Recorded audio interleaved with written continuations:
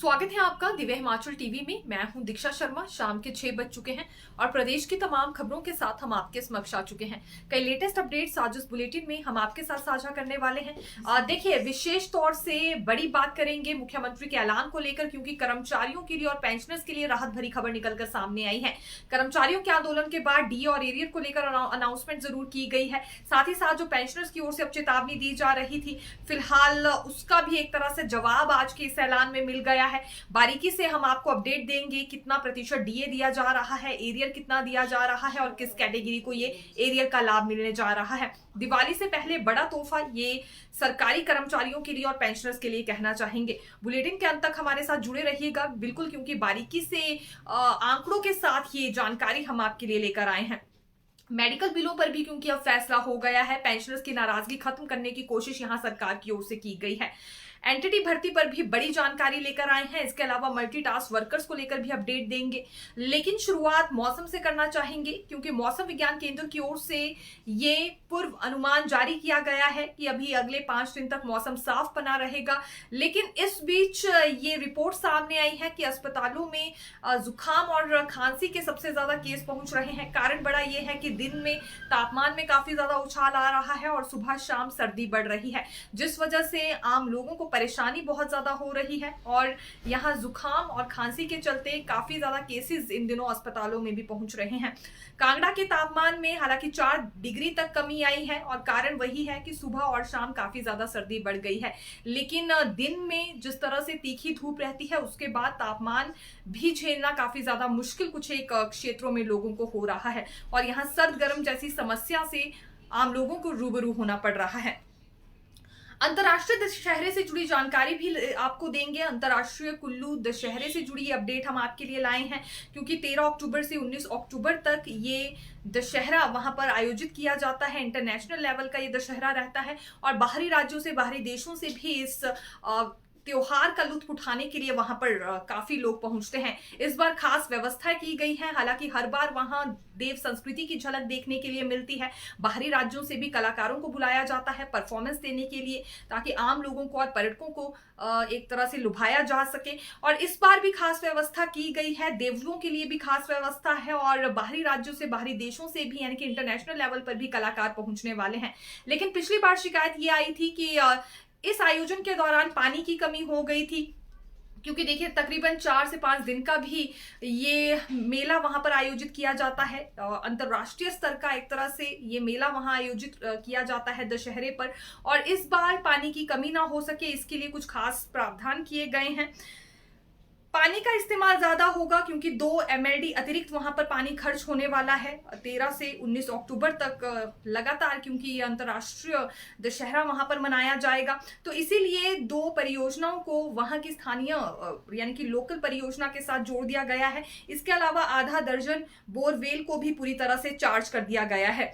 पानी की कमी ना आए, इस बार खास कोशिश वहां के स्थानीय प्रशासन की ओर से ये हो रही है और इस बात की जानकारी आज मुख्य संसदीय सचिव की ओर से भी दी गई है। और सुंदर ठाकुर का भी ये कहना था कि इस बार खास व्यवस्था हुई है पानी के लिए भी, देवलुओं के लिए भी, ताकि उनकी कोई शिकायत ना रहे। और बाहरी राज्यों से, बाहरी देशों से जो कलाकार पहुंच रहे हैं उनके लिए भी खास व्यवस्था की गई है। मनोरंजन काफी ज्यादा रहेगा और स्टार नाइट्स भी इस बार काफी बड़ी वहां पर रखी गई हैं। इसी बीच राज्यपाल शिव प्रताप शुक्ल और मुख्यमंत्री सुखविंदर सिंह सुक्खू की ओर से बधाई दी गई है दशहरे पर। यहाँ मुख्यमंत्री सुक्खू का भी ये कहना है कि जो उत्सव आ रहा है इससे प्रसन्नता आएगी, प्रदेश में हर्षोल्लास के साथ मनाया जाएगा और हमारे नैतिक मूल्यों को ये उत्सव और ज्यादा मजबूत करता है। राज्यपाल शिव प्रताप शुक्ल ने भी शुभकामनाएं दी है हिमाचल वासियों को, हर्षोल्लास के साथ वो इस त्योहार को मनाएं और साथ ही साथ अपने जीवन के लिए कुछ अच्छे प्रण भी आम लोग ले सकते हैं, ये भी संदेश उनकी ओर से दिया गया है। एक दुखद घटना भी पेश आई है। ये पुलिस थाना ज्वाली के अंतर्गत मनभरी के देहर खड्ड में घटना पेश आई है, जहां एक युवक का शव मिला है। हालांकि युवक की शिनाख्त नहीं हो पाई है कि ये कौन व्यक्ति है, लेकिन पोस्टमार्टम के लिए फिलहाल इसके शव को भेज दिया गया है और पुलिस की ओर से अगली कार्रवाई भी इसमें की जा रही है। ये आज सुबह की ही बात है, कुछ स्थानीय लोगों की नजर पड़ी और देहर खड्ड के ऊपर एक व्यक्ति का शव तैर रहा था। इस बात की सूचना जब पुलिस को दी गई, मौके पर पुलिस पहुंची, उन्होंने शव को कब्जे में ले लिया, उसके बाद पोस्टमार्टम के लिए भेज दिया है। और अब ये पता चल पाएगा कि आखिरकार व्यक्ति कौन था, कितने दिनों से लापता था, क्योंकि शिनाख्त नहीं हो पा रही है। हालांकि कोशिश यहां पुलिस की ओर से जरूर की जा रही है। मंत्री विक्रमादित्य सिंह सुर्खियों में बने रहते हैं अक्सर अपने सोशल मीडिया पोस्ट के चलते। पिछले कल एक और सोशल मीडिया पोस्ट इनकी ओर से साझा किया गया है, जिसमें ये भारत रत्न को लेकर मांग उठा रहे हैं। जो बिजनेस टाइकून रतन टाटा का निधन हुआ है, उसके बाद इन्होंने भारत रत्न को लेकर मांग उठाई है। इनका कहना है कि रतन टाटा को भारत रत्न से नवाजा जाना चाहिए। आप सभी जानते भी होंगे, भारत रत्न भारत का सर्वोच्च नागरिक सम्मान है और ये 1955 के बाद प्रावधान कर दिया गया था कि मरणोपरांत भी इसे दिया जा सकता है।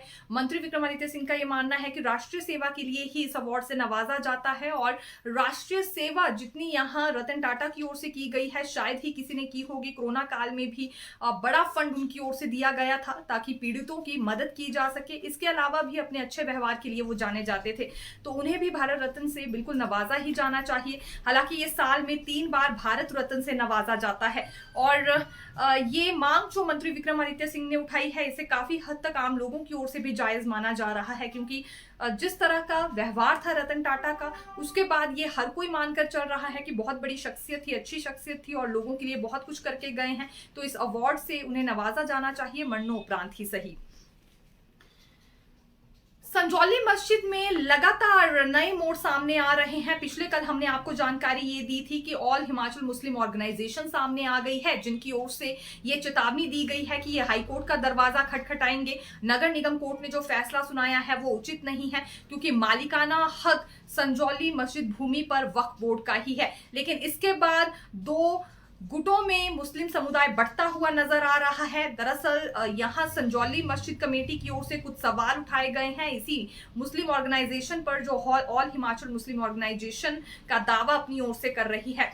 इनका कहना है कि पहली बात तो ये बालूगंज मस्जिद में इनकी ओर से मीटिंग की गई, ये कैसे संभव हो सकता है जब वक्फ बोर्ड की ओर से सभी मस्जिदों को ये नोटिस जारी हो चुके हैं कि वहां नमाज पढ़ने के अलावा कोई भी गतिविधि ना की जाए। तो कैसे बालूगंज मस्जिद में नमाज के अलावा ये मीटिंग बुलाई गई, क्योंकि ये ऑल हिमाचल मुस्लिम ऑर्गेनाइजेशन ने वहां मीटिंग की, उसके बाद तय किया कि हाईकोर्ट का दरवाजा खटखटाएंगे।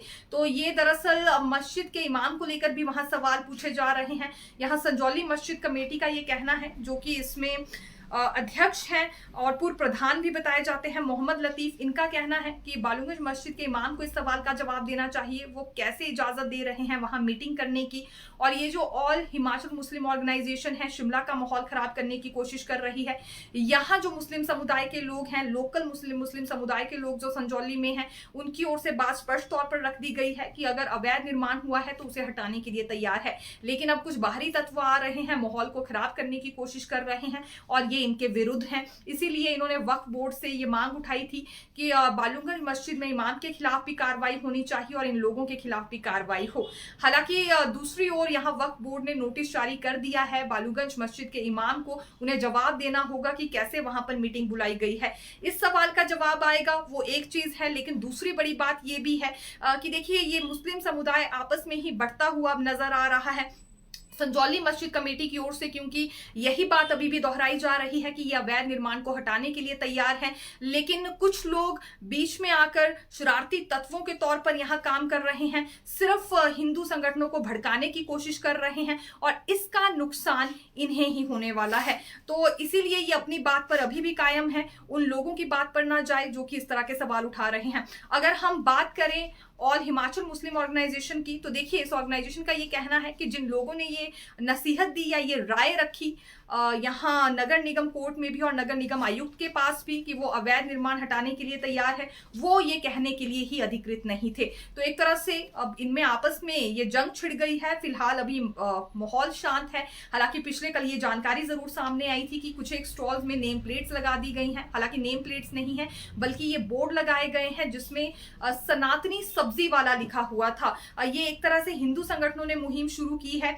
जितने भी वहां स्टॉल्स हैं और हिंदू समुदाय के लोगों की ओर से जो सब्जी की दुकानें चलाई जा रही हैं वहां बोर्ड्स लगा दिए गए हैं जिसमें सनातनी सब्जी वाला लिखा गया है, ताकि ये फर्क पता चल सके कौन से समुदाय के लोग कहां बैठे हैं। इसके बाद हमें ये लगा था कि नया मोड़ इस कहानी में आ गया है, लेकिन आज जो नई अपडेट है वो फिलहाल ये है कि मुस्लिम समुदाय के लोग आपस में ही बंट गए हैं और यहाँ संजौली मस्जिद कमेटी की ओर से कुछ और कहा जा रहा है, जो बालूगंज मस्जिद कमेटी है उनका कुछ और ही हवाला है।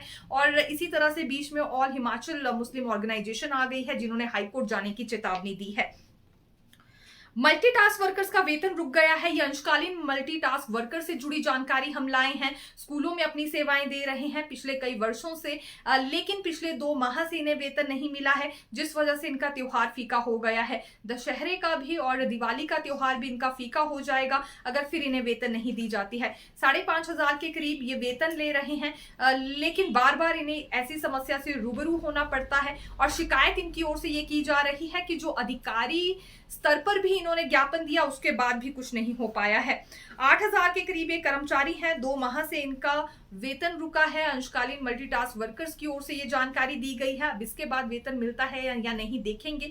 दिवाली पर यूं ही सभी कर्मचारियों को, फिर चाहे कोई भी कैटेगरी हो, आस रहती है कि उन्हें कुछ अतिरिक्त भी यहाँ पर वेतन या बोनस मिलेगा, लेकिन जब वेतन ही ना मिले तो ऐसे में परेशानियां डबल छोटे वर्गों की हो जाया करती हैं। देखिए, हिमाचल प्रदेश के जिला कांगड़ा में पटवारी को 20,000 की रिश्वत के साथ गिरफ्तार किया गया है। ये state vigilance and anti corruption team की ओर से गिरफ्तारी की गई है। सूचना पहले ही विजिलेंस टीम को मिल गई थी कि इस व्यक्ति की ओर से रिश्वत ली जाएगी और यहाँ अपने जाल में विजिलेंस टीम ने इसे फंसाया और एक तरह से रंगे हाथों पकड़ा है रिश्वत लेते हुए। गिरफ्तारी हो चुकी है। ये अंबारी पटवार सर्कल का पटवारी बताया जा रहा है। 20,000 जैसा कि हमने कहा रिश्वत दे रहा था और नगरोटा बगवा निवासी है। मनोज कुमार इनका नाम बताया जा रहा है।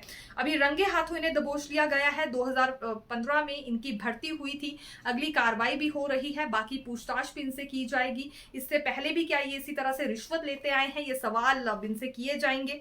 और बड़ी बात ये है कि एग्रीकल्चर सर्टिफिकेट बनाने के लिए इनकी ओर से 20,000 रुपए लिए जा रहे थे, लेकिन जिस व्यक्ति से रिश्वत मांग रहे थे उसने सूचना आगे दी। गुप्त सूचना के आधार पर विजिलेंस टीम ने अपना जाल बिछाया और रंगे हाथों इस व्यक्ति को अभी पकड़ लिया गया है। आगामी कार्रवाई हो रही है। जो भी अपडेट आएगी बिल्कुल हम आपके साथ साझा करेंगे। इसी तरह से नगर परिषद कार्यालय चंबा में भी विजिलेंस टीम की ओर से छापा मारा गया है। विजिलेंस टीम को शिकायत मिल रही थी कि कुछ अनियमितताएं वहां पर बरती जा रही हैं। सफाई के कार्यों के साथ अन्य मुद्दों पर भी अनियमितताएं वहां पर बरती जा रही हैं। खरीद फरोख्त में काफी ज्यादा गड़बड़ी है। इसी वजह से आज सुबह से लेकर वहां रेड पड़ी है विजिलेंस की और जांच की जा रही है। कुछ एक रिकॉर्ड्स भी खंगाले जा रहे हैं। अगर कोई भी शिकायत सही पाई जाती है तो उसके बाद बड़े खुलासे नगर परिषद कार्यालय चंबा को लेकर हो सकते हैं।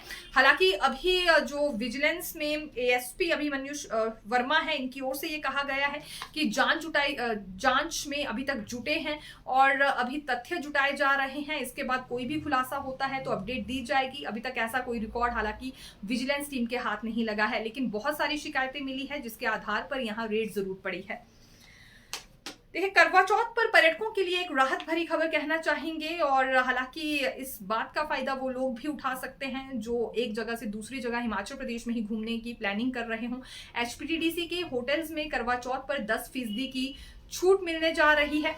ये फ्री सरगी, फैनी और दूध का गिलास दिया जाएगा और होटल प्रबंधन ही यहाँ व्रत थाली और ड्राई फ्रूट्स का अरेंजमेंट करने वाला है। 20 अक्टूबर को क्योंकि करवा चौथ का त्योहार मनाया जाता है, बाहरी राज्यों से भी यहाँ काफी सैलानी पहुंचते हैं, काफी कपल पहुंचते हैं करवा चौथ का त्योहार मनाने के लिए।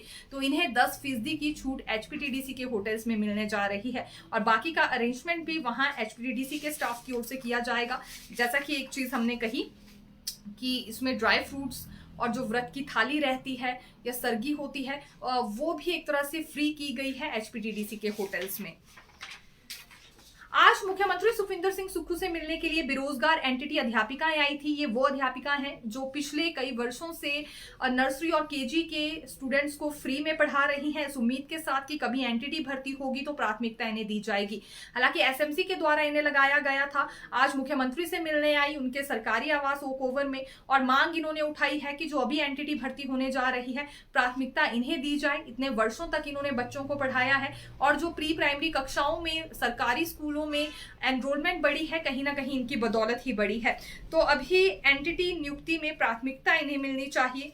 और इसके अलावा जो 2 वर्ष का डिप्लोमा है उसे लेकर भी मांग उठाई गई है, क्योंकि 1 साल का ही डिप्लोमा यहाँ अधिकतर महिलाओं के पास है।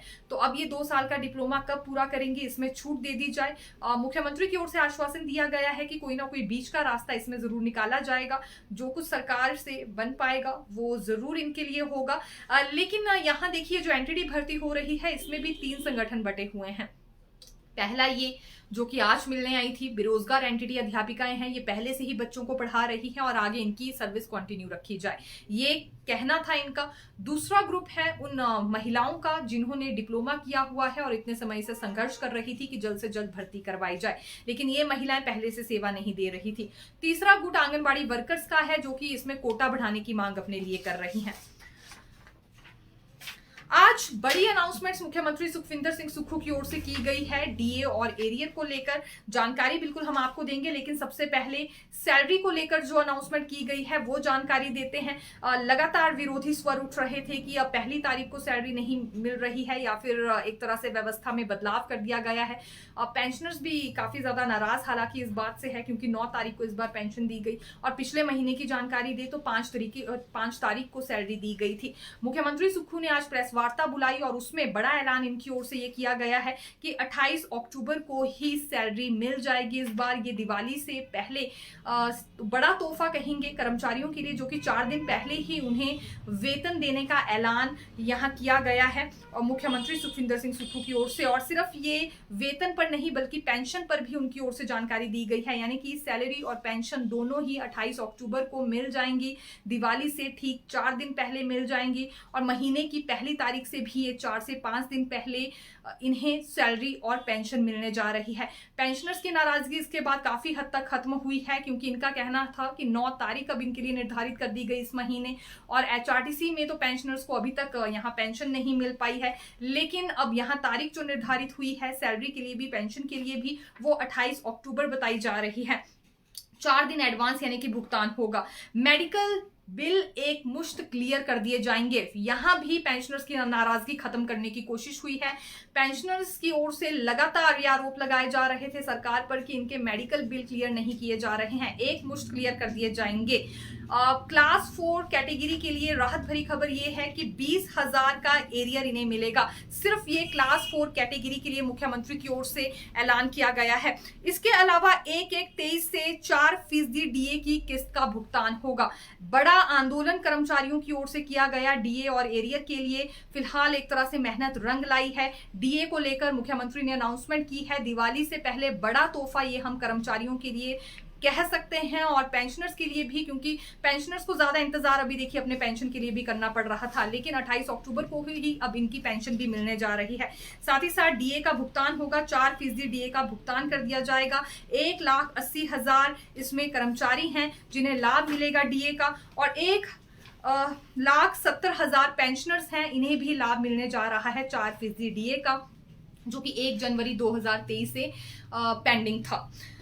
इसके अलावा मुख्यमंत्री ने एक बड़ा तंज कसते हुए भाजपा पर यह भी कहा है कि बार बार हिमाचल प्रदेश की आर्थिकी को लेकर बात कही जा रही है, लेकिन ट्रेजरी ओवरड्राफ्ट में नहीं है। इस बात की जानकारी भाजपा नेताओं को होनी चाहिए, उन्हें है भी, लेकिन फिर भी लोगों को गुमराह करने की कोशिश की जा रही है। 2027 तक हिमाचल प्रदेश को बिल्कुल आत्मनिर्भर बनाया जाएगा और सबसे समृद्ध ये राज्य बनेगा। इस टारगेट के साथ हिमाचल सरकार चल रही है। कर्मचारियों को धैर्य रखना होगा, पेंशनर्स को धैर्य रखना होगा, सभी भुगतान होंगे, लेकिन थोड़ा सा वक्त लग रहा है क्योंकि यहां नए तौर तरीके अभी हिमाचल सरकार की ओर से अपनाए जा रहे हैं। यह भी मुख्यमंत्री सुक्खू की ओर से आज प्रेस वार्ता में बड़ी बात कही गई है। इसी बीच एक और जानकारी उन्होंने दी कि यहां 7 और 8 नवंबर को डीसी और एसपी की बैठक बुलाई गई है। एक तरह से ये पहुंचने वाले हैं राजधानी शिमला में। इसमें फीडबैक ली जाएगी सभी जिलों में हो रहे विकासात्मक कार्यों पर कि कितने अभी तक विकासात्मक कार्य हो पाए हैं, कितना समय उसमें और लग जाएगा। एक तरह से ये रिव्यू मीटिंग होने जा रही है और 7 और 8 नवंबर को होगी, तो बिल्कुल 7 तारीख को या एक दिन पहले ही राजधानी शिमला में सभी जिलों के डीसी और एसपी पहुंचने वाले हैं इस कॉन्फ्रेंस के लिए। तो ये भी बड़ी अपडेट हमने आपके साथ आज साझा की है। लेकिन कर्मचारियों के लिए राहत भरी खबर निकलकर सामने आई है। डीए पर भी अनाउंसमेंट हुई है। 4% डीए की किस्त दी जाएगी कर्मचारियों को भी, पेंशनर्स को भी। 28 अक्टूबर को सैलरी भी मिल जाएगी और पेंशन भी मिल जाएगी। ये दिवाली से पहले बड़ा तोहफा कहना चाहेंगे। और एरियर को लेकर भी एक ऐलान हुआ है। 20,000 का एरियर अभी दे दिया जाएगा क्लास 4 कैटेगरी को। तो फिलहाल के लिए यही जानकारी, फिर मिलेंगे नई खबर के साथ। देखते रहिए दिव्य हिमाचल टीवी। धन्यवाद।